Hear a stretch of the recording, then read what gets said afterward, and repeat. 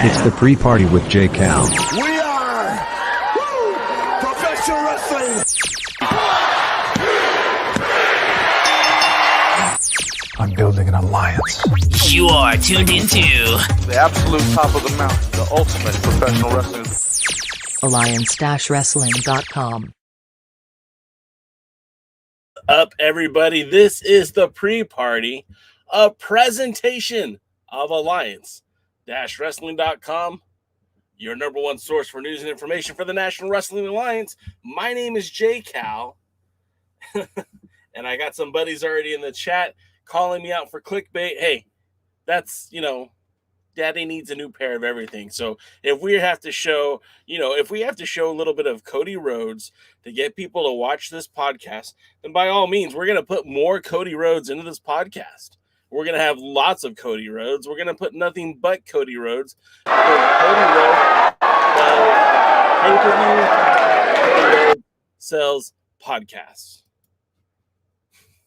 But anyways, my name is J. Cal. This is a presentation of Alliance-wrestling.com, your number one source for news and information for the National Wrestling Alliance.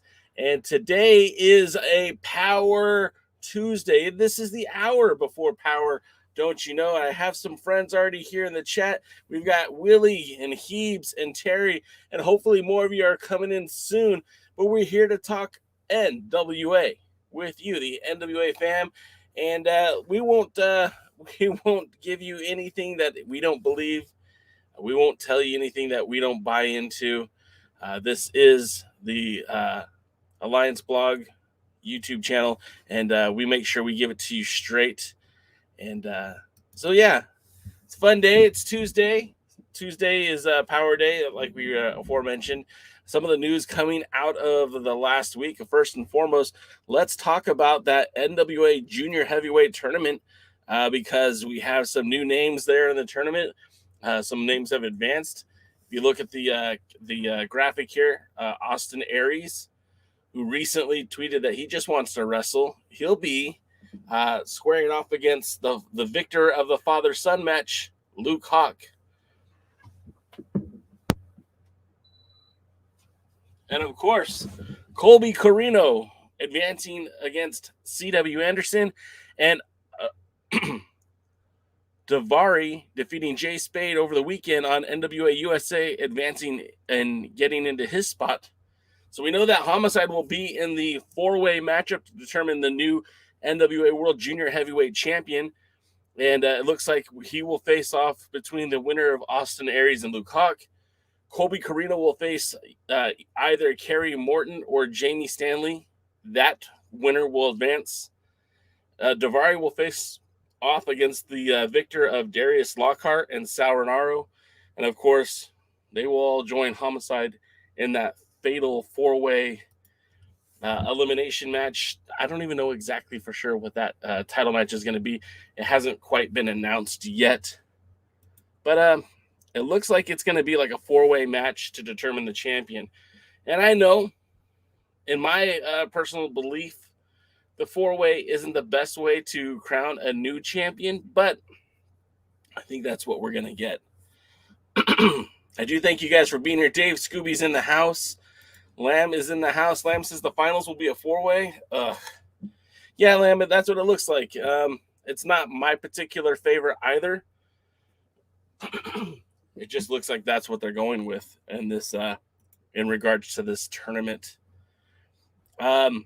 Some more news out of the week when we talk about NWA news. Of course, got to mention that Chris Adonis was competing recently at Ohio Valley Wrestling. In fact, it was this past Saturday. He took on the likes of, excuse me, my voice. I think I might be losing my voice here. He took on the likes of Jesse Goddard. I think I'm saying that right. And Jesse used to be known as Mr. Spectacular at Impact Wrestling, has been a part of Ohio Valley for quite some time, and is currently the Ohio Valley National Champion. If the name sounds familiar, it probably should. Last year, he challenged the Pope in a unification bout, the title versus title match, to crown. Jesse put his Ohio Valley title on the line against the Pope's television title. Of course, that match ended in a disqualification for the Pope. And similar fashion, Chris Adonis came to Ohio Valley. It was a bit of a homecoming for him. Revered as a face, believe it or not, although he's been nothing but a heel for the National Wrestling Alliance. When he returned home to Ohio Valley, he was given the hero's welcome. However, the match went back and forth. In fact, Adonis at one point was claimed the victor, and he would have been a two title. Adonis 2 belts, I guess, would have the national title for both Ohio Valley and the NWA. However, the referee's decision was changed due to a lot of shenanigans and a lot of silliness. But at the end of the day, Adonis is still your NWA national champion. And of course, Jesse Goddard is still the Ohio Valley national champion. I know this isn't a OVW podcast, but I think it should at least be mentioned when your NWA champion is on a Rivals program. Sorry, guys. I really do think I'm losing my voice. It's not something that normally happens for me. Of course, last week we talked about the farewell tour for the Rock and Roll Express. Ricky isn't retiring, and Robert hasn't specifically said he's retiring. It's just they're not going to be teaming together for much longer, so that Kerry can spend more time teaming with his son. I said Kerry. Ricky could team with his son Kerry, and also maybe work behind the scenes at other wrestling promotions. So we'll probably be seeing less of the Rock and Roll Express over the next course of several weeks. And then, of course, the news broke last week about the women's championship match for POWERRR Trip. It's going to be Taryn Terrell challenging Kamille for that title.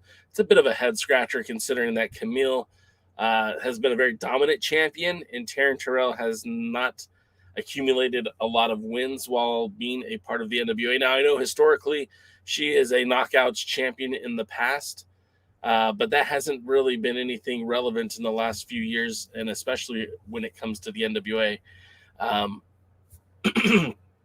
Our friends over at the WrestleTix have recently posted about the event that's coming up on February 12th, POWERRR Trip, and the ticket capacity is set up at 432, and they currently have sold about 234 tickets, leaving just over 200 tickets left for the show that is less than a month away. But I think that the show is going to be a lot of fun, and we have some more of the card lineup here to show you guys if you would like to see it. Of course, we have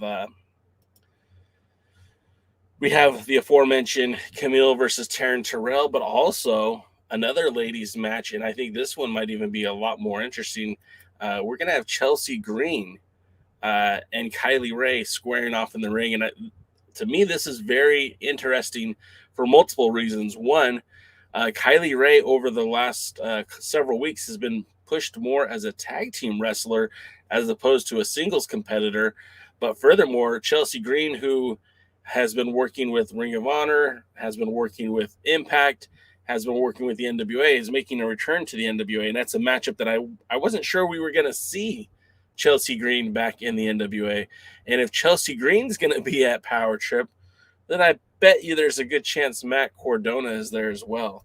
Also on this card, The Idol Sports Management, in conjunction with the church's money. Wow, I can't believe I got that right. Jordan Clearwater, Marche Rocket, Black G's, and of course, your NWA television champion, Tyrus, of course, with Austin Idol. They'll be taking on the team of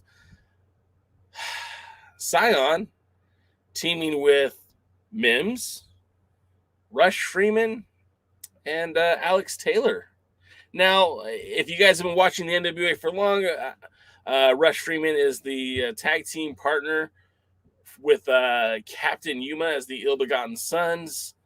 Alex Taylor has recently made his debut as part of the NWA Junior Heavyweight Division. This match is a bit confusing, as the other three men besides Scion have almost zero to do with Austin Sports Management and the like. I think it'd be more appropriate if maybe even Jaden Rowland was involved in this match, but I digress. And then, of course, the other match announced just yesterday, Colby Corino in a 2 out of 3 falls match with Rhett Titus. Now, Rhett Titus is your reigning and defending Ring of Honor television champion. However, no signs have indicated that this is a TV title match or if the title will even be on the line. So that Power Trip card is starting to look pretty good. I'm feeling like a lot of positive things are going to be happening with this event, this premier live event, if you will. And I really am looking forward to the card. I'm really looking forward to the show. I still want to see some more matches added to that announcement. We know that our world's heavyweight champion recently defended the 10 pounds of gold in Florida against Gangrel. We know that he last week teamed up with Homicide to take on Colby Corino and Wrecking Ball Legursky in Catalyst Wrestling. But the NWA has not given our world's heavyweight champion much of a spotlight in recent weeks. He hasn't even been on Power for a while. So it's kind of interesting to see what the plan is with Trevor Murdoch and how will they continue to develop him as it goes. So now let's check out some more of your comments. Let's see. Certified Hustlers in the house. Hey, Certified. Roswell's in the house. What's up, Roswell? Bobby Petito's in the house, and he says that he's looking forward to seeing Madi Wrenkowski wrestling at NWA Power. He liked watching her matches in AEW and in Mission Pro. Maddie wasn't a talent I thought was even connected to the NWA. So her appearance tonight is a surprise for me, but I think it's a good move for the NWA. Mission Pro is really cultivating quite an impressive women's division. Of course, AEW has been, pulling talent out of Mission Pro for the last year and a half. I think it would be smart for the NWA to do follow in a similar situation and giving these ladies an opportunity to showcase on Power and perhaps even USA and just get more appearances. And Roswell, thank you for coming in, man. I appreciate that. Glad that you're here. Certified Hustler says this is the Rock and Roll Express last year as a team. May make appearances in the future. I mean, yeah, look, I think Terry Funk is the epitome of, I'm going to retire and then come back. The Rock and Roll Express, I could have swore have retired in the past, but they're still out there. So I don't imagine that this is truly the end. But I'm excited for what they are have in store for themselves. I know that they're supposed to be battling against the FTR coming up real soon. I think that's on January the 22nd. And Hustler says he will be there in Kentucky as part of the Power Trip event. Good luck, man. Hope you have a lot of fun. Lamb says Green versus Ray is kind of like an unofficial number one contenders match. I mean, if it's not, it definitely should be, Lamb. We know that Kiera Hogan was crowned the number one contender last week. And that was following the announcement that Melina would not participate in the number one's contenders match. And then the rumor started circulating shortly after the show that Melina would be a part of the Royal Rumble. We don't know. We're like 2 weeks out from the Rumble, so we'll see how that goes. Heeb says that Taryn and Genocide have a promo segment tonight that maybe that works into the Power Trip title match. Yeah, that's true, Heebs. I mean, if we just get back to Power Trip again, I'm sure as it stands today, there is nobody to rival Kamille in the NWA. There's not a single female on the roster who is even in the same discussion with Kamille. There's a lot of great female talents. Kylie Ray has a ton of potential. Chelsea Green had a great match with Kamille, but I don't feel like any of them are exactly in Camille's league. So when we start looking for opponents, I mean, there are going to be some lesser known opponents, but again, I also am glad they're not running Kenzie Page out there again. And that's not to discredit Kenzie Page, but the fact that they keep using her in that role, I feel like will diminish her in the long run if they don't do something more with her. Bobby Petito says that he's looking forward to watching Killian King versus Natalia Markova at Mission Pro on January the 29th. Yeah, it should be a fun match. Phil Talk Sports says, I didn't expect the NWA USA to only be 30 minutes, but I enjoy the pace of the show. No fluff, all action. Yes, more action than power. I still feel like they're missing some things with NWA USA. We'll see how the show continues to progress. It's only their second episode. Of course, all of these, the whole USA show is taped in a day, as far as I know. So I would imagine that this is what it's going to be, at least for now. But I'm hoping to see more of that junior heavyweight action. Of course, they talked about a greater emphasis on the national championship. I'd like to see that too. More of your guys' comments. I saw NWA Gold's in the house. What's up, my brother? Bobby says, I do enjoy watching NWA on USA between Ari Davari versus Jace Bay. Jace Bay impressed me last Saturday on NWA USA. I think Jace Bay might have impressed a lot of people. We know what Davari's capable of, and that's not to, again, I'm not trying to oversimplify how good he is in the ring, but we know what we're getting with Davari. He was in the Cruiserweight Classic. He spent a long time in the national spotlight working for the WWE in that 205 Live and in the NXT. So we know what Davari was capable of, but Jay Spade is a guy who I'm not super familiar with, and getting to see him firsthand, he has a good look. He has some good in-ring ability. I'd like to see more of him. Lamb says, which is very sad that the own world champion isn't the focus on the main show.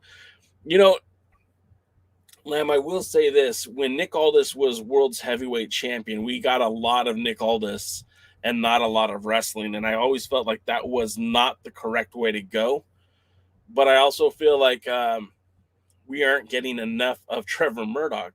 And I know it's a fine line to negotiate both having your talent there, but also using them in their best position. Sometimes Nick Aldis could come out and cut a promo and would have the promo of the night. However, if it wasn't leading directly to a match or a pay-per-view, it felt forced and maybe a little bit overdone. With Trevor Murdoch, we're not even really getting a lot of those kind of promos, which, I mean, that's good. I'd rather the promos be saved for an actual match, but I mean, we did see him last week in the tag team match, but again, he didn't even get a promo before the match. So I just feel like there's some more that can be done with Trevor that they just haven't gotten to yet. Phil Talk Sports says this is what we need, the 10 pounds of gold series again, so we can keep up with the champs' different defenses and different promotions. I agree. The only caveat to that is I sometimes feel like the NWA doesn't acknowledge when its champion is elsewhere. Like I never saw one post from the NWA with regards to Adonis challenging for the national title in Ohio Valley. Very rarely do you see the NWA reference Kamille's defenses for River City Wrestling or for Coastal Championship Wrestling in Tennessee. So it's kind of hard to say, man. I just don't really know. Um, Willie with the tires burn. Tyrus may bow in the upcoming match because they ran out of rotisserie chicken. I mean, that's a possibility for sure. Sean Mega says Kamille can have a good match with anyone. It's starting to look like that. Like, I don't want to inflate the ego of Miss Kamille, the Brick House. I mean, I'm sure she can have a bad match, but thus far she's had pretty solid bangers with just about everyone they've put her in the ring with. I mean, even recently, the tag team match with her and I forgot her name, Masa Kate versus Misa Kate, excuse me, versus Kylie Ray and Tootie Lynn. I mean, it wasn't a lot of wrestling, but Kamille looked really good in that match, and it was supposedly a match she wasn't prepared for. So, and it's always good to see my boy NWA Gold in the house. Hustler says that he has an after show on his channel. You guys are welcome to watch that. Of course, there's always the This is Pro Wrestling guys doing the NWA post show podcast. So we'll see how, try not to split your audience too much. Terry McDermott says the NWA USA Adonis needs to defend the national title instead of eating popcorn. Yeah, I mean, he should be in the ring. Sean Mega says the NWA USA needs a wrestler to make it its home, like Buddy Lee Parker in the WCW main event. I mean, there you go, right? There you go. Maybe the home is going to be for Mayweather. Maybe that'll be his home. Before we get into more comments, let's talk a little bit about Cody Rhodes, right? Because, in the Discord chat, we were kind of joking around, but what if Cody Rhodes became available to work for the NWA? I mean, I'm going to be honest and full disclosure. Meltzer's already reporting that Cody will be back in AEW as soon as tonight, and apparently he's already re-signed a contract. But let's not forget how meaningful Cody was to the NWA in the short time that he was here. Now, of course, the build-up to All In, I really felt helped drive the NWA to a height that I don't even think they were initially anticipating. That buzz that the Elite kept pushing for Cody and Aldis. And although it wasn't even considered the main event of All Elite, a lot of people recognize that match as one of the biggest matches of independent pro wrestling ever, because it was, it featured these two guys just going back and forth. And I mean, we'll pull the volume up a little bit here, but the fans were way behind Cody in Nashville when he was defending the title against Nick Aldis. And you can hear how much the fans were into him in the ring. Cody is struggling to get a galvanized fan base in AEW. Oftentimes he's getting booed out of his buildings. And I just wonder if Cody were to return to the NWA, if things would be different. And, again, if he was still a free agent, people were rumored, people were talking about him potentially, challenging at WrestleMania. I don't think any of that's going to happen. I think that's a lot of hearsay, a lot of people just hoping and wishing and dreaming. But I do believe that if Cody were available to work the NWA, he would make a perfect addition to the roster, especially now that Nick Aldis is kind of out of the spotlight. Instead of getting another Nick Aldis versus Cody Rhodes match, maybe we could have a Trevor Murdoch versus Cody Rhodes match. Just food for thought, just stuff that I was thinking about. We'll get back to more of your comments. He says that despite zero effort from commentary to help him get over, Jace Bay was fantastic. I did notice that there wasn't a lot of acknowledgement of even who Jace Bay was, where he came from, who he was, what he's done. And it's a little disappointing, but, it's not surprising either. A lot of times, these guys don't get the acknowledgement that they probably should. Jace Bay, we know, it debuted for the NWA USA on Saturday, but he has a history of working with NWA affiliated promotions, even working with Blue Collar Wrestling based out of Oregon and Florida Underground Wrestling in Florida, of all places. So, I mean, he has been connected to the NWA for a long time, viewers. But, yeah, this was kind of a different for the NWA. Moving right along, Sean Mega says Zane is the most entertaining character in the NWA right now by a mile.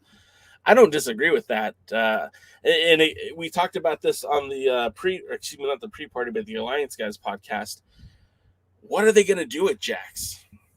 You know, I think the best way to have used him is to have him pursue either the TV title or the national title and build himself up as a contender for the World's Championship. Instead, it looks like they're partnering him with the End they're building towards some sort of 6-man tag, a trios tournament. I'm not even exactly sure what it is. I just don't even know what's going on with that. Guardian of Chaos is in the house. What is up, Guardian? Bobby Petito says he's looking forward to Kylie Ray and Allysin Kay. I think this match is going to be fantastic. I think this might steal the show tonight. We know when Allysin Kay brings her working boots, there's very few people who are as good as she is in the ring. She's a former NWA Women's Champion for that very reason.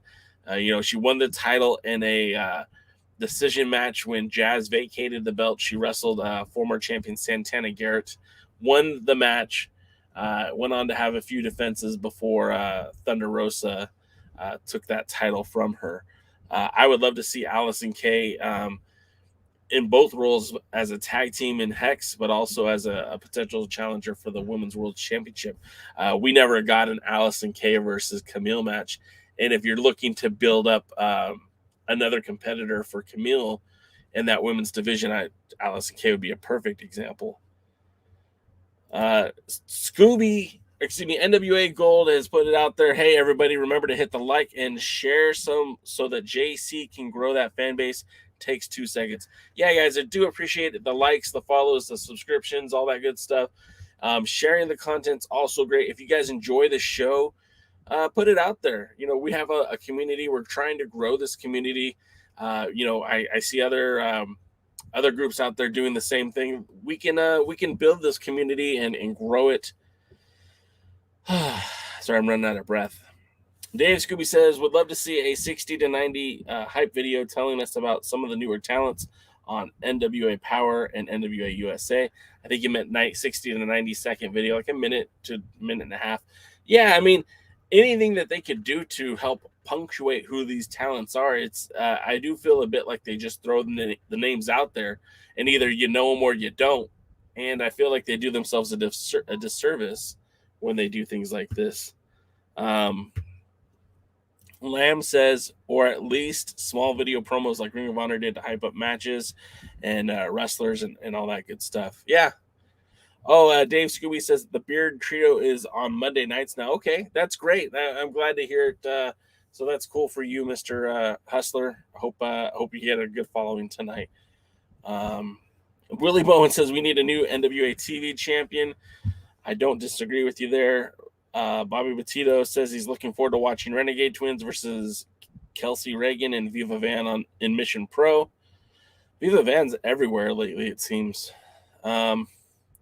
Rosville says that was a good match he was into. Spade and the other guy was a good match. Davari. Spade and Davari. It's funny that you remembered Spade, but not Davari. NWA Gold says, what are the chances of getting some new Booker blood backstage? Is Mr. Spolowski available?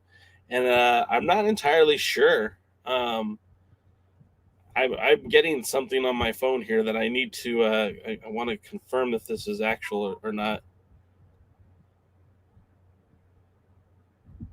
Okay, this just handed to me from an official from the National Wrestling Alliance.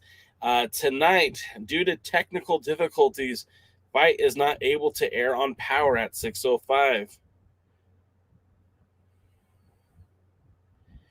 Instead, the show will be available live on YouTube at 7:30 p.m.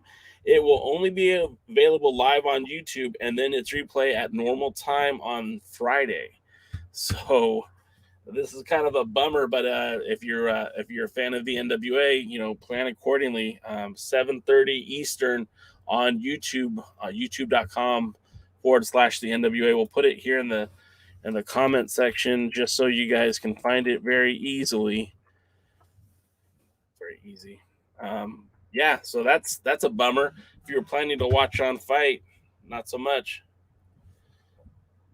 Thanks to our friends at the NWA for shooting that over to us.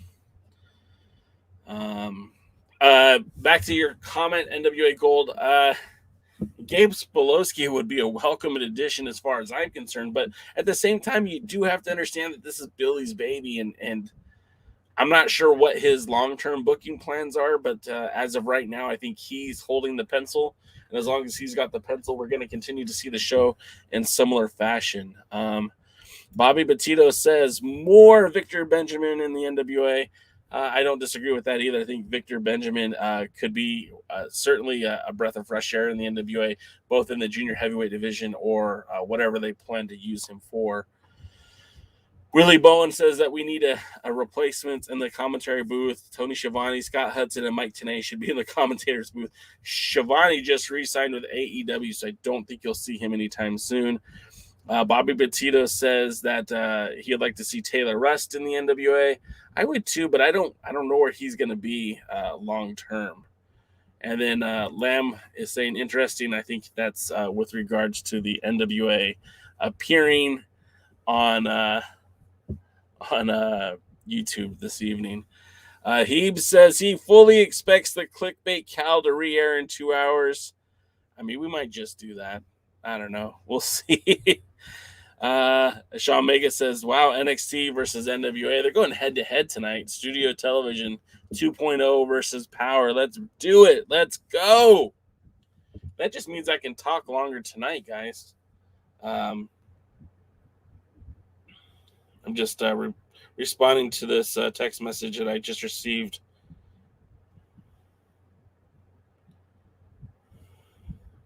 Sorry, guys. I know this is real fascinating. All right. He says Tuesday Night Wars. Yes, it's happening.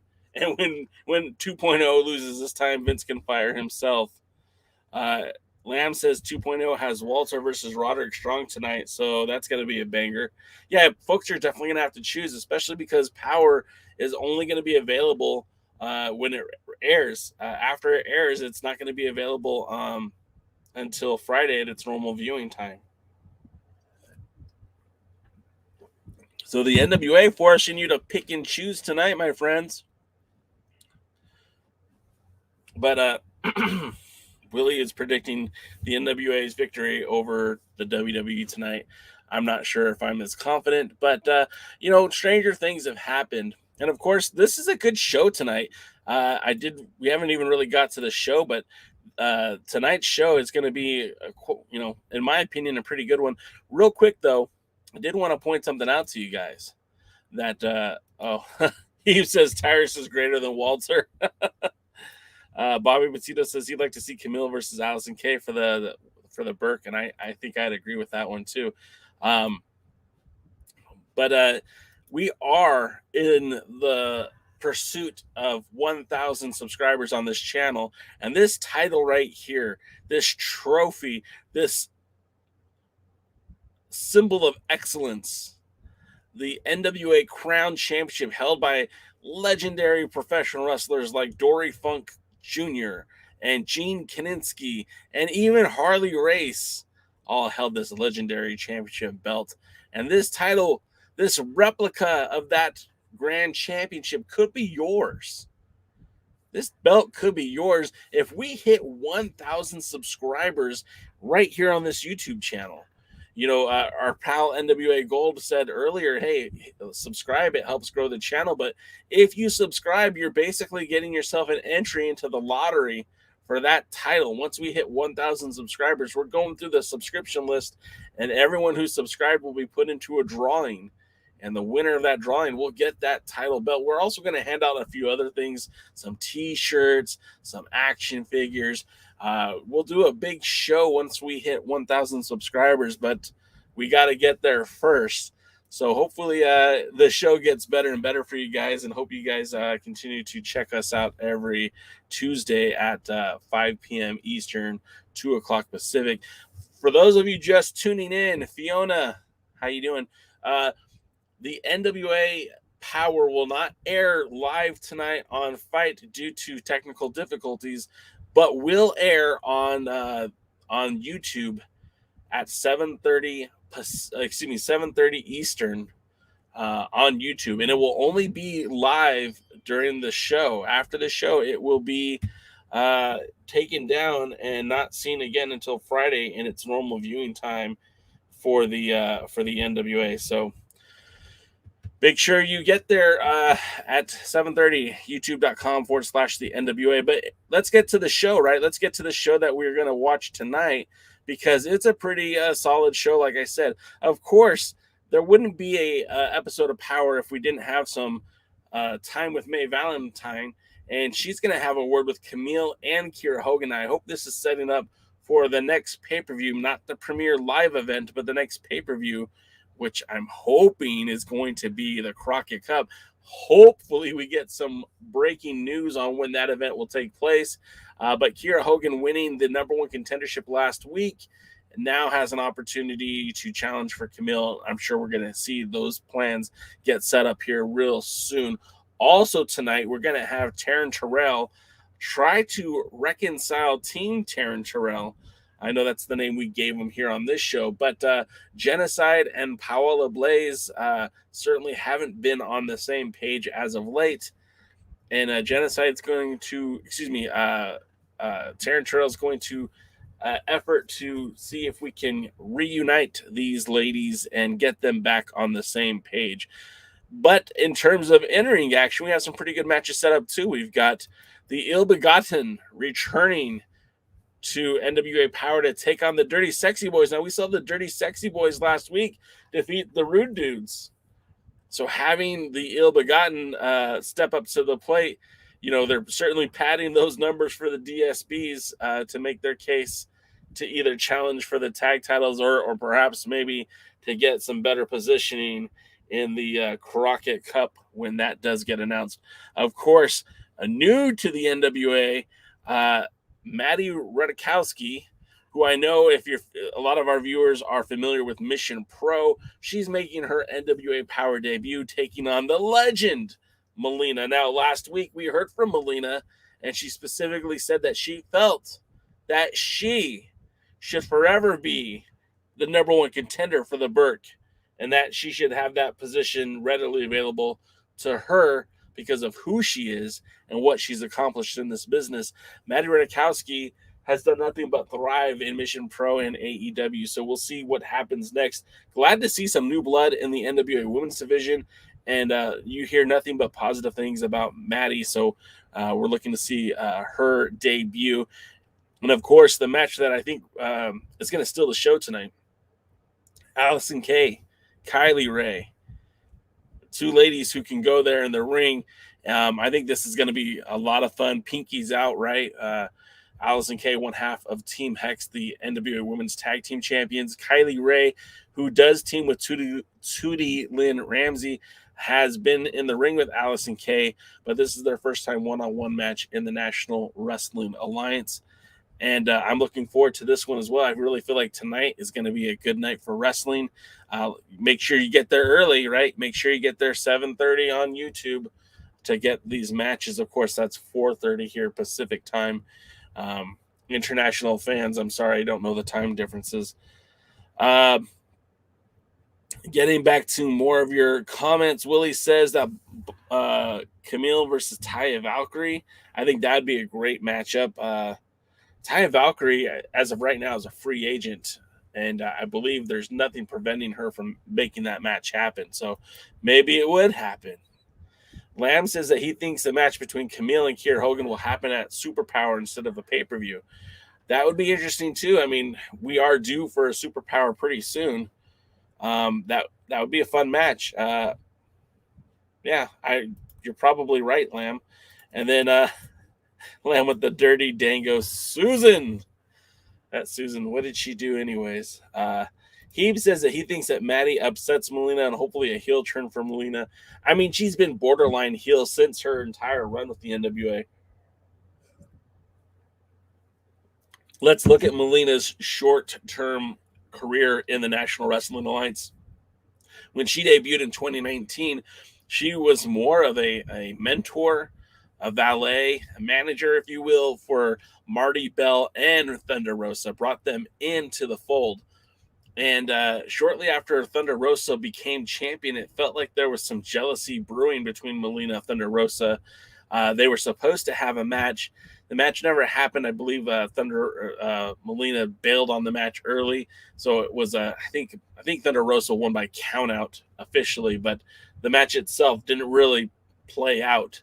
And then when the NWA took a indefinite break from the pandemic, there was a long pause. When we returned back to NWA Power, seemingly there was water in the bridge between Thunder Rosa and Melina. They went from uneasy friends to almost like tag team partners on occasion. So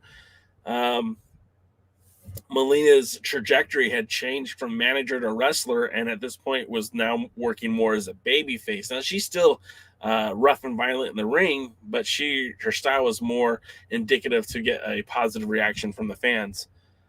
So we'll see how that will progress tonight. Of course, Madi Wrenkowski tends to work a heel style, but we'll see what she's going to do tonight, what she's going to be capable of. Bobby Petito says, since Kylie Ray is wrestling against Allysin Kay today, maybe pretty soon we'll see Tootie Lynn versus Marty Bell. I'm almost positive you're going to see that match in the weeks to come. And Terry McDermott says he can live without Dirty Dango. He's definitely not everyone's cup of tea. I will say that. I can acknowledge that. I think that's fair. But it seems like he's over with the audience, which I think is always a good thing. But we'll see how that all goes and how that all gets played out. And Premier live events. Yes. I just got a message from our pals over at Kayfabe Soup, and that made me laugh. Let me see here. Did I get another late breaking news message? No, I did not. Okay. So yeah, tonight's event looking pretty good. This is normally about the time where we start wrapping up the show, but there isn't really a need to. So what say you guys? Should we extend today's show a little bit? Do you guys want to talk a little more wrestling with your pal J Cal? I'm here if you are. Real quick, going back to some more NWA news and information. Of course, Kenzie Page made her return to AEW last night, AEW Dark. How many of you guys watched that? Did anyone care to check it out? I always ask because there is a strong percentage of fans who are very loyal to their particular brand. I don't watch AEW, and it's not because I don't like the show or I don't like the wrestlers. It's actually quite the opposite. There's a lot of people on that show that I do admire and enjoy watching. And I'm looking right now, and I don't see, looking at the results, and unless I missed it, I don't think we got Ruby Soho versus, am I looking at the wrong thing? It doesn't look like that match happened last night. Or is it aired today? Oh, now I'm confused. Sorry for the confusion. I don't normally watch AEW programming, and it's not, again, not for the reasons that some people do. I actually do enjoy a lot of the talents that are there. It's just a timing thing. There's so much wrestling that's out there. It's hard to give that much time to it. But it's interesting. Like, as I sit here and say this and tear apart the set behind me, one of my favorite wrestlers and somebody I consider a friend is Scorpio Sky. He's on AEW every week, and I kind of feel guilty when I don't watch. But Heebs points out that Dark is tonight. Dark Elevation is Monday. Okay, so did I? So then let me go back to my. Okay. So Ruby Soho did defeat Kenzie Page, and it looks like it was in like about 3 minutes. So I'm sure Kenzie didn't get much of a good showing there. But how do you feel when you see NWA wrestlers appearing in other programs? We've like right now we see Kiera Hogan kind of having a spot indefinitely in the NWA. Does it bother you when you see stars from the NWA show up in AEW? Like again, Kenzie Page or Genocide or Sky Blue, who now seems to be more of a regular in AEW than she is a regular for the NWA, or Lady Frost showing up in Impact. I mean, does that bum you out as a fan when the NWA talents move on, or is it something you're happy for and you like to see that? I see that we might start talking Marvel here in just a minute. Lamb says, who are the possible number one contenders to the tag titles? Well, that's a great question, because as the NWA has been preparing, we know, without the NWA officially saying it, we know the next pay-per-view, not Premier Live event, but the next pay-per-view more than likely is going to be the Crockett Cup. And with that being said, it's kind of an opportunity to shuffle the deck, right? We could restart all of this whole slotting at who's number one contender just by having this tournament. Now, when you look internationally or beyond just the NWA, if you're looking for great tag team wrestling, I mean, there's tag teams like the Briscoes who are currently not under contract anywhere. You've got FTR, who says that they want to be a part of the Crockett Cup when that happens. You've got tag teams like the end of the Rock and Roll Express, who, I know that they are running out of time, but I'm pretty sure they would love to be at the Crockett Cup 2022. Or it could even be Kerry and Ricky, the father-son duo. We know Hawx Aerie currently represents the NWA. The End would make great representatives for the NWA. I don't think you would put the tag team champions into the tournament, but maybe you do. Maybe you put Mecha Wolf and Bestia in the tournament. And then there's other tag teams beyond the NWA, like we were getting to some teams in AEW who might be available, like the FTR. Maybe the MLWs, the 5150, Danny Limelight and Slice Boogie, former NWA alumnus. Maybe we'd see guys like the Marshall and Ross Von Erich. There's so many things that could happen. Of course, you didn't even talk about the Fixers or the OKG, or any combination of tag teams that are in the Impact Wrestling that seems to have a growing, developing relationship with the NWA. So it really could be anybody challenging for the tag titles at Crockett Cup. And I think it would be pretty cool to see that, to see like just a wide variety. I mean, the Hardy Boys are reuniting right now. Matt and Jeff are supposed to be coming back to the world of professional wrestling as a tag team. You've got the current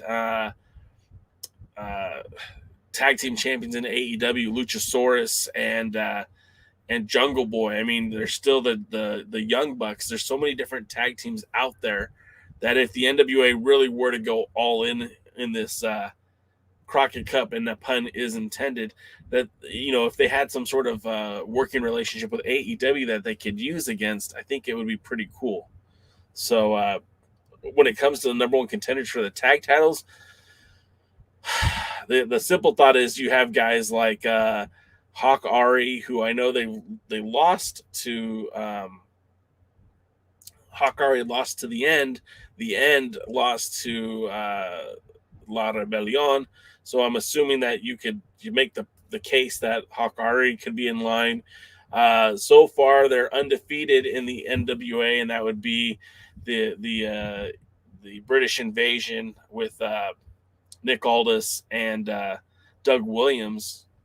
So, I mean, there are some tag teams that we haven't even focused on. And, I mean, the Rude Dudes are there. I don't think they would be number one contenders. Right now, if you're going based just on wins and losses, I mean, the Kingdom look pretty solid. They probably deserve a shot at a lot of Rebellion.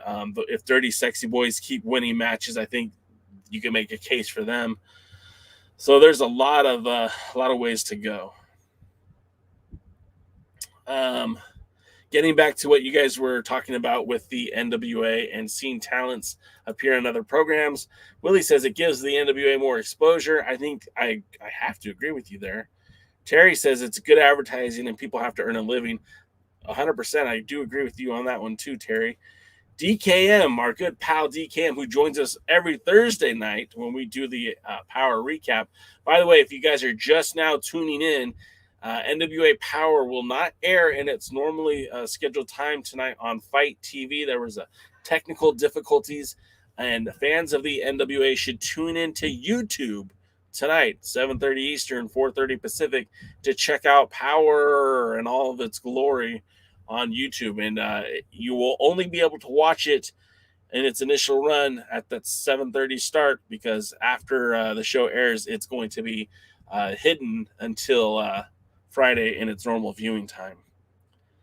DKM says, depending on how they're booked between the two places, if the NWA is pushing somebody and then they're going to AEW Dark and losing in a minute, that's a problem. I do agree with you on that one, DK. It can be very problematic. If you're trying to push a star, you're trying to create a star in your own brand, and then they're going and doing the job elsewhere, that can be very problematic.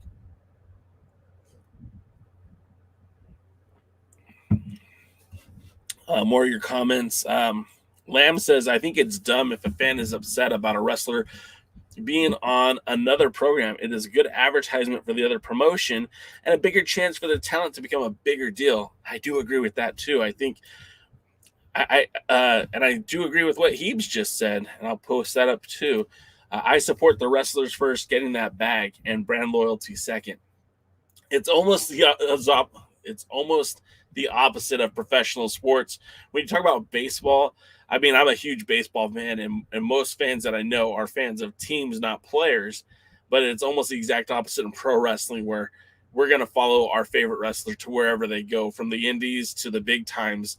If you know your favorite wrestler is Samoa Joe and you watched his development in Southern California, to Ring of Honor and Pro Wrestling Guerrilla, 0-1 in Japan, and all the places he's been, Impact and the WWE, you've probably watched his career progress.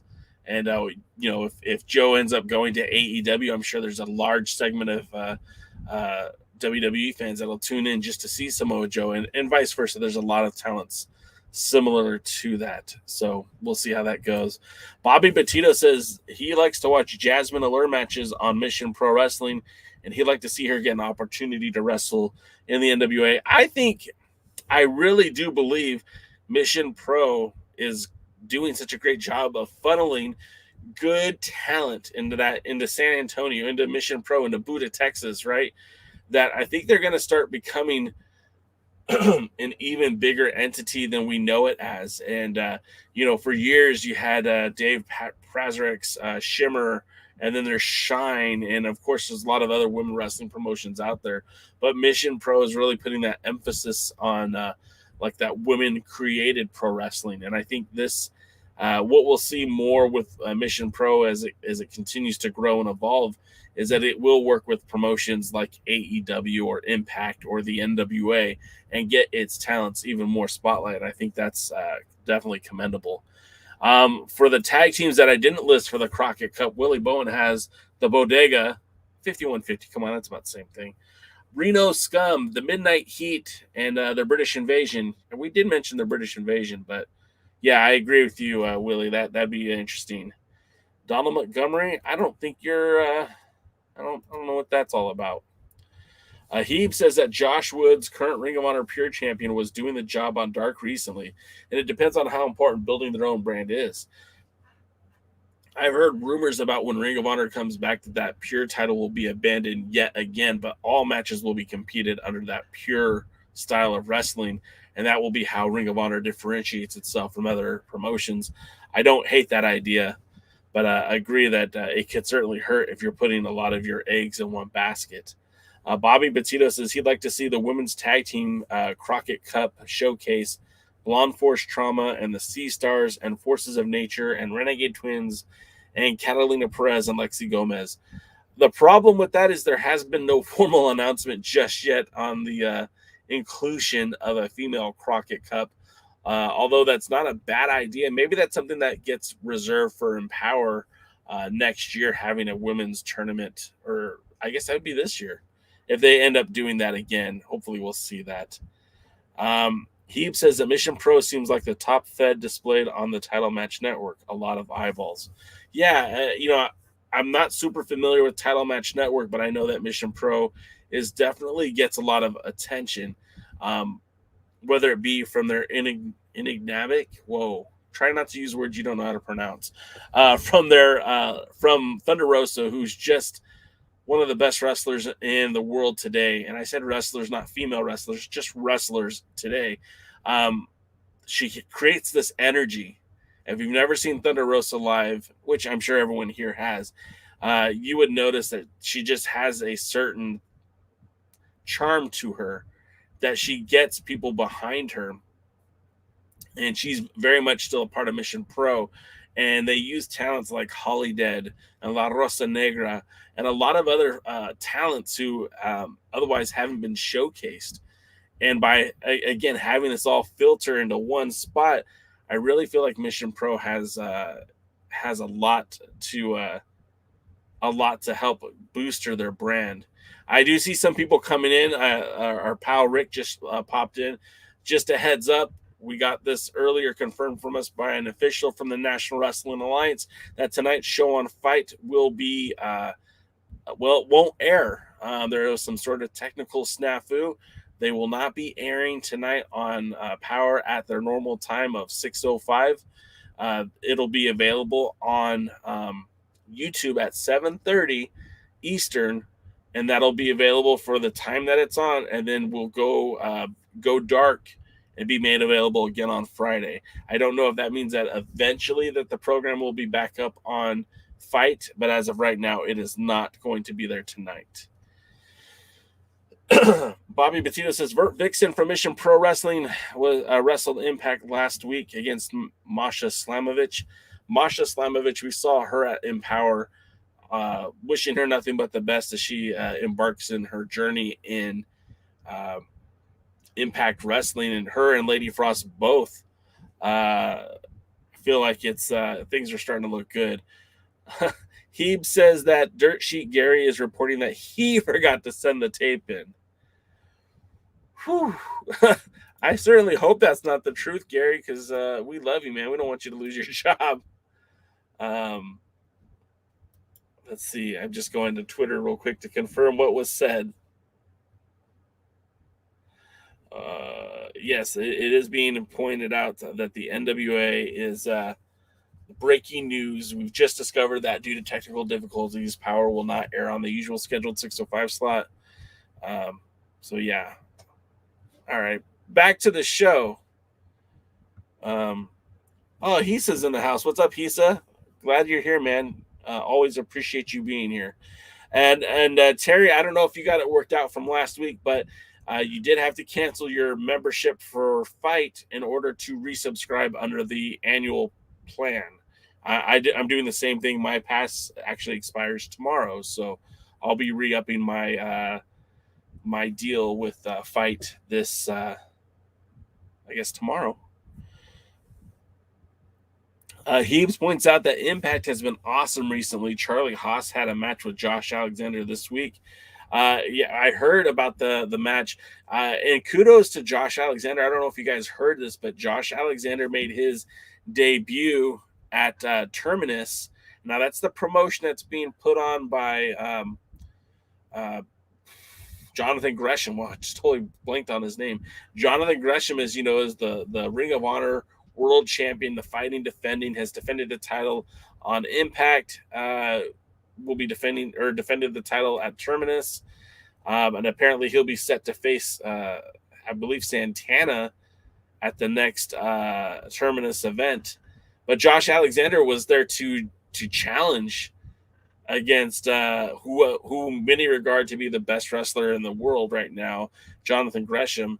And it was certainly said to be a really solid match, really good match. But the thing to be noted is that Josh Alexander had difficulties with his flight and literally drove 14 hours to be at the event, which I think says something about his character and his willingness to get out there and put on just the best wrestling, and stepped in the ring with Jonathan Gresham, and they apparently had a really good show. So you guys should check that out if you haven't seen it yet. Terminus is available on Fight. I heard they had some tech issues early on too, but supposedly the show is up, top to bottom, a very good card. Bobby Petito says that Natalia Markova and Sierra and Devine and Maserati are make their debut on Mission Pro. Yeah, a lot of new faces will keep showing up in Mission Pro because it's becoming like this hub of women's pro wrestling, which is great. I think this is something that's been needed, and again, this is an opportunity for promotions like the NWA, like Impact Wrestling, like MLW, anyone that features a women's wrestling. They're literally showcasing the top stars of women's wrestling right there in San Antonio. So it's a good idea for everyone to get involved with that. Lamb says that speaking of Charlie Haas, he signed a multi-event deal with Prestige Wrestling, who are running events here in the West Coast. Yeah, they're going to be running events pretty much, I know, in the Pacific Northwest, Southern California. I don't know if they're going to be in Northern California, but yeah, it's pretty exciting what Prestige is doing, and it really does feel like Charlie Haas is getting out there. He's putting it on another level again. Charlie Haas famously challenged for the NWA World Championship years ago. And again, when we talk about talents who could be available to the NWA, he's a guy who I wish they had an opportunity for him. I wish they had a position for him in the NWA, because certainly one of my favorites from back in the day, and would love to see him in the ring again. Yeah, so we're in overtime. This is normally the pre-party doesn't go over an hour, but considering that there's no point in going to Fight TV just yet, let's talk a bit, man. Let's talk some NWA. Heebs is pointing out that Sierra is fantastic, and she wrestles out of Milwaukee, and he's seen some of her matches in person. And I think one of the cool things about being a fan of pro wrestling is getting out there to watch the matches live. You see things on TV, but it's certainly a different experience when you're there live. And it doesn't matter if it's a good show or a great show. Even a bad show, you see things and you're like, oh, okay, this makes a little bit more sense. And you kind of learn more about the sport of pro wrestling just the more you see it. I was at a very bad show couple weeks ago, and I left before the end of the show, and I had some film, I had some matches that I was going to put up, but opted not to because I didn't want to waste anybody's time. Real quick, I'm just perusing the socials to see if there's any more late breaking news as we go here live. We're talking NWA. Whew, I'm winded. We talked about the tag tournament. Last week we talked about Kamille heading to Dubai. We talked about the shows this week. Did we talk about the matches? Yeah, we talked about the matches. We've done everything. I'm running out of gas. What do you guys want to talk about? Let's talk about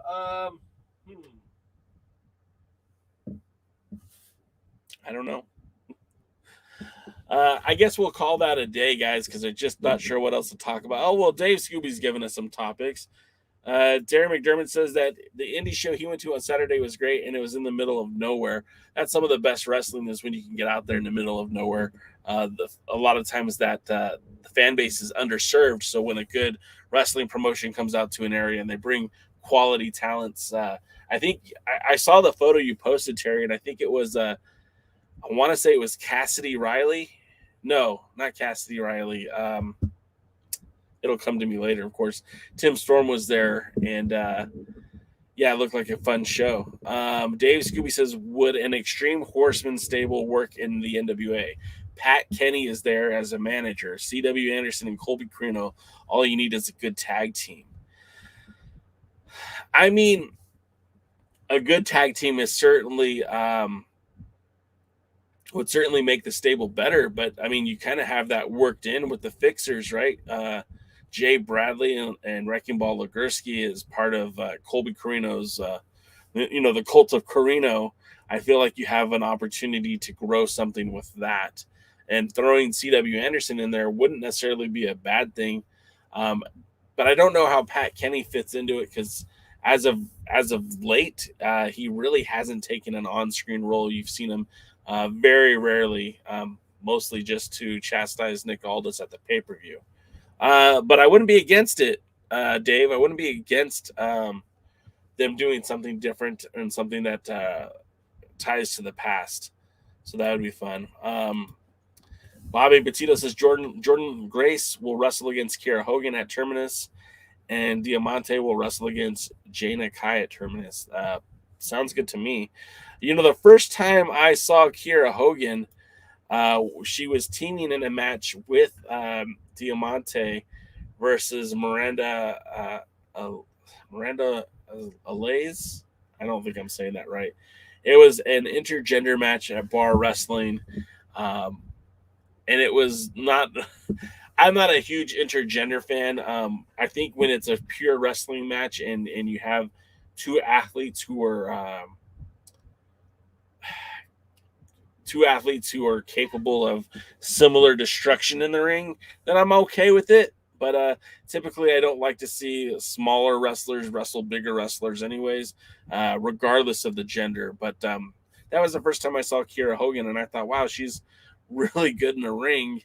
And since then she's been a knockouts champion with Tasha Steelz. Her run in the NWA has been kind of forgettable, to be perfectly honest. She hasn't really done a whole lot. Challenging Mickie James for the knockouts championship was a pretty cool deal, but of course Mickie James retained. Winning the number one contendership in the NWA right now, I guess it'll just have to wait to see how it all plays out. Willie Bowen says, is there a possibility that NWA Power and USA will retrospectively form the NWA World's Heavyweight and Junior Heavyweight Championships? I'm not sure what you mean, Willie. I don't think so. I mean, Billy definitely cares about the past of the NWA. He didn't pay the money he paid for the NWA because he liked the initials. There is certainly a history, tradition, and legacy with those three letters. And I think because of that, Billy will always recognize those pasts and the history of the NWA. But I don't know that they're going to do a full-on retrospective of the World Heavyweight title and the Junior Heavyweight title. I think they are more apt at just covering what's happening today. Terry says Niall Plunk. I'm not sure. Was that the city that you were in? I don't know what Niall Plunk is, Terry. Bobby Petito says he's looking forward to watching Darius Lockhart wrestle in the NWA. I think so too, man. Like his promos have been pretty good. I want to see what he can do in the ring. I want to see what he's capable of. I don't know Darius Lockhart. I don't even know where he's from.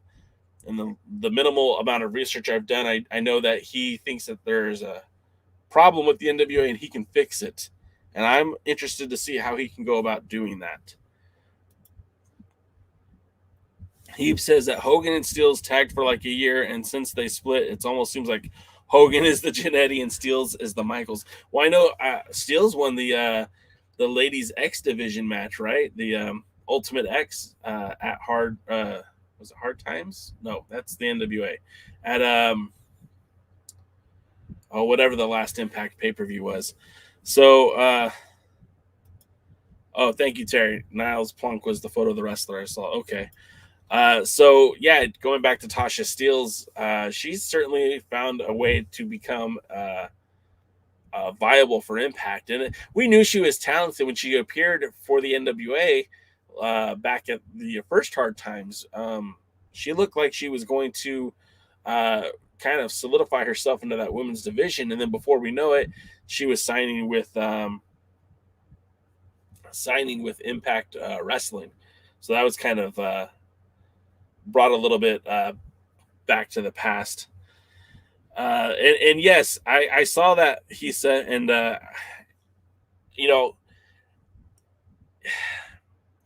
if you ever go to the Great Hisa site, Wrestling Titles, I want to make sure I get the website right, so I'm going to just type it in here. Wrestling Titles. You have to put an I between the T, or else it says something else entirely. Why didn't it come up? There it is. Wrestling-titles.com. And this is one of my actual favorite websites. I've been following this website not just since the last year, not just like the last 5 years, not like the last 10 years. Like, I've been following the site for probably close to 20 years. And he said, I do appreciate the work that you put on that site. And he brings up a great point that Ken Fellion is not the first official NWA World Junior Heavyweight Champion. And you could find this out on your own if you go to the NWA section at wrestling-titles.com/the NWA. You go to the World Junior Heavyweight title, and as recognized on August 6th, 1947, the National Wrestling Alliance recognized Billy Goelz, Goelz, as the first champion when he defeats Marshall S-Step. And that was the first champion, and that was in Waterloo, Iowa. And that title goes from Billy to Al Williams, back to Billy to Leroy McGurk to Vern Gagne to Danny McShane. And then, it kind of takes off from there. I don't even see Ken's name on this list, which I find problematic because, I'll be perfectly honest with you. If I'm going to trust a website when it comes to the lineage and history of championship titles, I'm going to go to titles-wrestling.com. Did I say that right? I just want to make sure I'm not saying it wrong. Wrestling-titles.com. And I do trust Hisa's work because a lot of the documents are right there. You can go and see every single title match that the NWA World Champion has had since 1948 when it was founded. So I think that's pretty telling. And I hate the fact that somehow that misinformation got out there by the NWA, and there hasn't been any kind of retractors or anything. But I did see that the great Hisa put it out there, so you should all take note of that. And so with that being said, let's go back to more of your comments. Like Bobby Batito says, Amber Rodriguez has been so great on Championship Wrestling from Memphis. I'm not, I try to check out Memphis as much as I can. Our buddy Lamb from the Championship Wrestling from Hollywood News, fan news, does a great job of covering Memphis. He actually covers it for our website at alliance-wrestling.com. You could check out a lot of what's happening in Memphis. And I haven't gotten a lot of Amber Rodriguez in, but I do hear good things about her, so I can't wait to see more.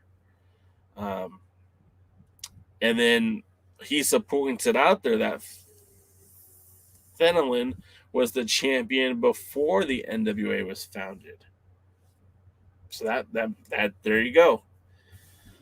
Bobby Batito says that he'd like to see Silas Young wrestle in the NWA. Now, Silas Young used to actually be in the NWA. He competed quite regularly for the NWA. In fact, he used to wrestle as he did wrestle in the what am I trying to say? He did wrestle in the NWA. A lot of the Midwest area. He's a former multi-time NWA Wisconsin heavyweight champion, NWA Midwest champion, held the MAW tag team titles. That's no, that's not what I thought it was. Mid-American Wrestling. Yeah, okay. So I wasn't too far off.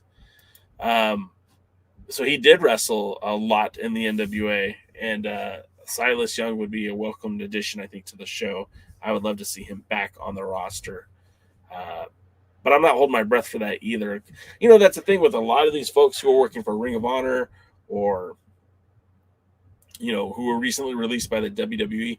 Their paydays are not, this isn't a hot dog and a soda type of deal. Like, these guys are professionals, so they're going to be looking for big money contracts. Now, of course, Tony Khan can't sign everybody. He just can't. But Tony Khan has signed a lot of great talent, and we're starting to see some of that talent. Some of those stars are starting to become more regularly available. We saw that Peter Avalon is now taking all independent bookings, and we just saw him on AEW's Dark as part of the Wingman. I guess that would be tonight, but he's announced that he's taking more independent dates. So it would be interesting to see how things kind of continue to materialize, especially with AEW. We know that some of the contracts, like look, our own pal Danny Limelight was with AEW a year ago, and now he's not. So there will be some changes to the show. That's just that's par for the course. They can't sign everybody. And then he says, thanks for plugging the website. Of course, man. The work that you've put into that thing is admirable. And a lot of what you did on that site is what inspired me to do Alliance-Wrestling.com. In fact, it was a lot of what you were doing, a lot of what SoCal Uncensored is what convinced me that there should be a site like Alliance-Wrestling.com. And that's why we're here. And now where it is, like, 16 years later, we're still here. Or as our pal Hustler says, we've been around since 2014. Bobby Petito says that he'd like to see Viper's and Via Van on wrestling for the NWA. Yeah, I mean, look, all of these ladies would be great in the NWA. Kamille needs bodies to beat. She's obviously not going to lose that title anytime soon. So the more bodies they can throw at her, the better off I think things will be. Biff Busick would be amazing to see back in the NWA. So I'm with you on that one, Rick. I'd like to see him back too. That'd be a lot of fun. Nikos says Wildcat Chris Harris could return to Impact Wrestling or NWA this year. I don't know. The last time I saw Wildcat Chris Harris, I don't know that he was in the best in-ring shape, but yeah, man, if he's good, let's go. He's a former North American champion. And a guy like Wildcat Chris Harris, I mean, it wasn't just Impact. He was wrestling in that Tennessee territory. He was wrestling in those shows with Mike Porter, Mike Rapata. He was there during those times, so I would love to see them. Now, Heeb says, my buddy Shane Haste. If I could pick one guy right now that I would build my wrestling promotion upon, I think Shane Haste would be that guy because he's got a great look. His in-ring is really, really good. His promos might not be the WWE type material promos you're looking for, but I tell you, and I promise you, if you ever get a chance to see Shane Haste live, guy's a lot of fun. He's a fun person. His in-ring stuff is great. He's a lot bigger now than he was when he was wrestling for Dave Marquez years ago. And it wouldn't be surprising to me to see that Shane Haste end up right in that United Wrestling Network world title picture. And who knows, maybe with Peter Avalon now available, Chris Dickinson, literally there's like 4 people I think that are lining up to face Dickinson when he gets back and healthy. You've got Shane Haste as a potential suitor. You've got Peter Avalon, who's a potential suitor. And, of course, our very own Jordan Clearwater won the Red Carpet Rumble in United Wrestling Network, Championship Wrestling from Hollywood. And he has a guaranteed shot against Chris Dickinson when he gets healthy. So I hate to be the one to break it to you, Hisa, but I think Mercedes Martinez signed with AEW real recently. In fact, I think she wrestled against Thunder Rosa right around the time of the TBS tournament. So I don't think she's available. But, yeah, she too was great. And she had a match with Kamille recently at the old bingo hall in Philadelphia. And I don't think it was billed as a women's title match, but it would have been great if it was. And that's the thing, like, iron sharpens iron, right? So a competitor like Kamille is only going to get better when she's in the ring with talented individuals. So if we ever see Mercedes Martinez again, or somebody like Lindsay Snow, or again, like there's a lot of talented females out there that could really push Kamille to that next level. Of course, her matchup with Thunder Rosa on Power, when it went to the 20-minute time limit draw, was one of the best matches in the NWA that entire year. So I would love to see more of that of matches like that for our women's champion. Willie Bowen brings up Santana Garrett, Rosemary, Jessica Havoc. I mean, Santana Garrett is a former women's champion in her own right. Rosemary, Jessica Havoc. I mean, these are, yeah. I'm not sure what Rosemary's status is, and I'm not sure what Jessica Havoc's status is. I think they're both signed to Impact, but again, it doesn't seem to be much of a big deal being signed to Impact. It sounds like you're able to go elsewhere. So we'll see how that works out. Bobby Petito says Andrew Everett wrestles on AEW Rampage last Friday against Sean Spears, and he'd like to see Everett wrestle for the NWA. You know, I'm trying to place Andrew Everett. The name is very familiar. I can't think of who that is right now. And let me see. Okay, yeah. I mean, he kind of gets around, right? He's wrestling all Ring of Honor, Game Changer Wrestling, wrestled in Evolve when that was still a thing. Lots of the Wrestle Cage, part of Prestige, part of Warrior Wrestling. Yeah, I mean, that guy certainly gets around. Yeah, more guys like that would be great. I'd be all for that. So I think that's going to do it for us, guys, because I got to be honest, I wasn't prepared to go for an hour and a half, let alone anything more than that. So we're going to lock it up here for now. Willie says, where's Serena Deeb? She's still in AEW. Heap says, I'd like to see Latimer wrestle for the NWA. I would like to see Latimer wrestle too. I mean, putting him in a tag match with Adonis is fine. If the goal is to put Adonis and Latimer in the tag team division and have them go after the tag titles. But if that's not your goal, then let's put Latimer into some more singles matches, because I think he can have a good match with just about everybody on the roster. And especially when you have a television title that just doesn't feel that special and a national championship that hasn't felt special in a very long time, a guy like Latimer could really bring those belts back up.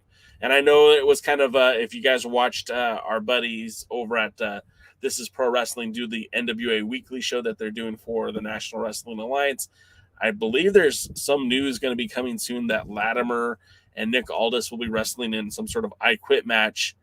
And I guess that's for POWERRR Trip. But I don't know. I just feel like I feel like Latimer is better suited for other things. I think he could be a lot better on other parts of the roster. So with him wrestling for, the undercard, I think he could be main eventing some matches. So I don't know. I'd rather see him do something besides what he's doing currently. Nikos asks, is Matt Bentley still wrestling? And, to the honest answers, I don't know. I'm trying to look him up right now. Bentley.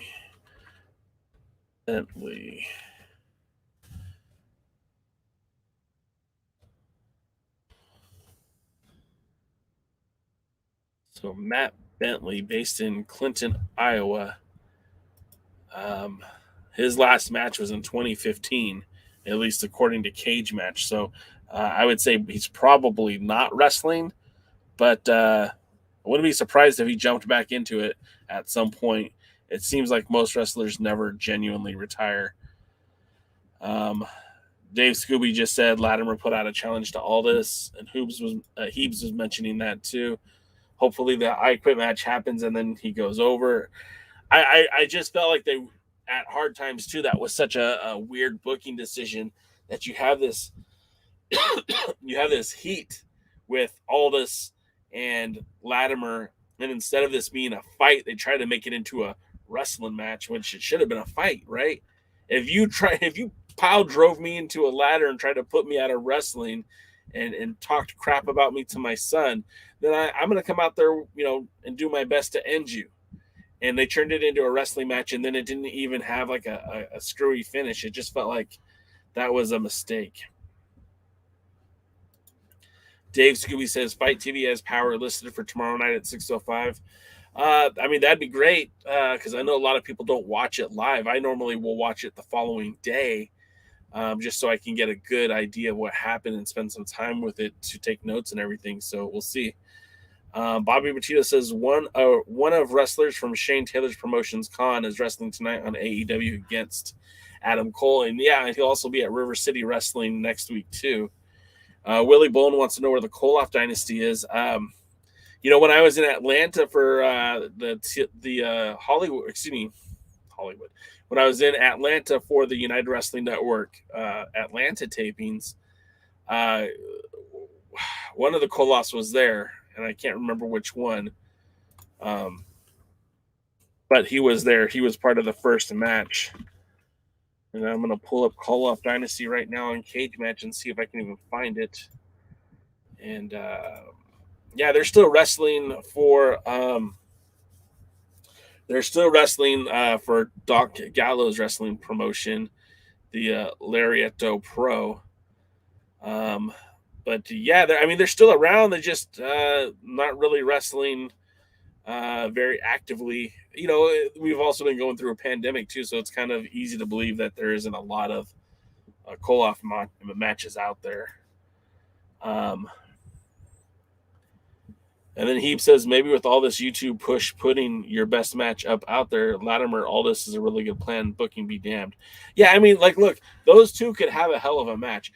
And again, this is where, the old Discord server, though, this is Pro Wrestling Discord server, last year vilified me as an Aldis hater because I just wanted to see more of Aldis. But Nick Aldis is a complete package kind of wrestler. And when he's on his game, there might not be anyone better than Nick Aldis.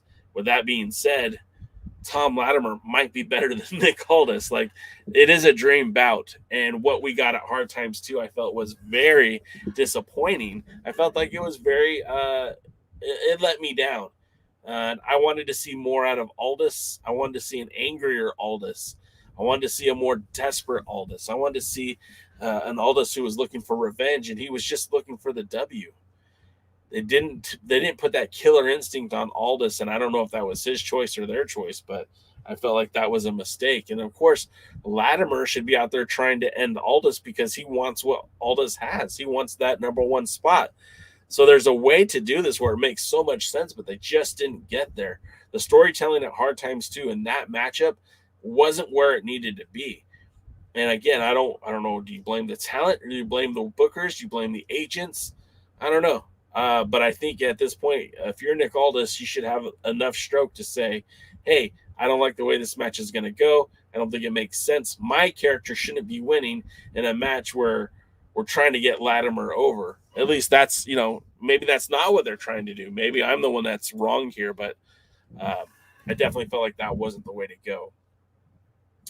If you like this show, please check us out on Thursday nights. We are here Thursday nights at 8 p.m. Eastern, and we will recap NWA POWERRR, whether it airs tonight on YouTube or tomorrow night on Fight. We will be here to review, recap, and retcon and reconsider all things NWA POWERRR.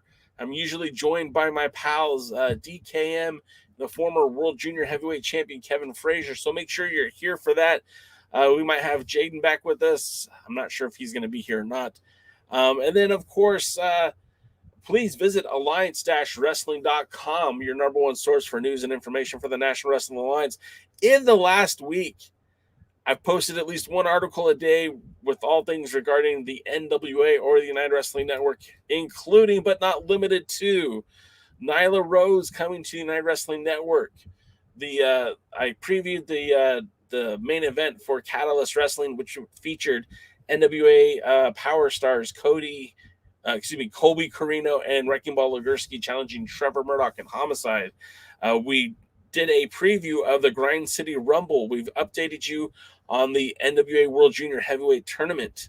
Of course, we told you about Team Hex, their title match being postponed in Germany. We talked about Melina heading to the Royal Rumble. Of course, we talked about Kiera Hogan becoming the #1 contender for the Burke. And this week, we talked about Kamille heading to Dubai. Grind City Rumble Part 2, our buddy Lamb previewed that event. We talked about the Rock and Roll Express going on their farewell tour. Lamb gave you the power rankings for Memphis. Like I said, we updated the junior heavyweight tournament. We talked about Chris Adonis in Ohio Valley. We talked about Kenzie Page heading to AEW, and we even speculated about Cody Rhodes. Clickbait J-Cal. We talked about Cody Rhodes coming to the NWA, which, I mean, Meltzer already said it's not going to happen, but he could be wrong. With all that said, guys, we do appreciate you being a part of the show every Tuesday, joining us in the chat. It's honestly some of the most fun I have all week. I do appreciate you guys being here. We will be here, like I said, on Thursday, and then we'll see you soon. We'll see you soon, whether it be at the Crockett Cup or I'm not sure where we'll be. But until then, you guys, thank you so much for being here. We'll see you at the matches. We thank you for tuning into the Alliance Blog Podcast, a presentation of alliance-wrestling.com. We genuinely appreciate your support. Would you consider subscribing so you won't miss any future episodes? We'd also like to remind you that we do a live stream every Tuesday, 5 p.m. Eastern, 2 p.m. Pacific on YouTube at The Alliance Blog. And you can follow us on Facebook, Instagram, Twitter, Tumblr, TikTok, and Twitch. Until next time, we are The Alliance.